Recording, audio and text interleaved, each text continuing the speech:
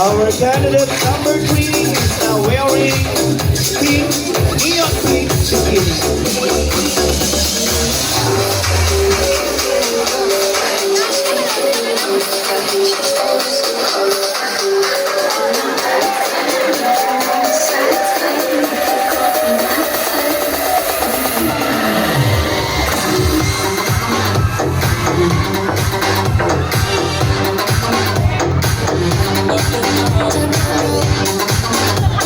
It turns into neon green and pink lace bikini.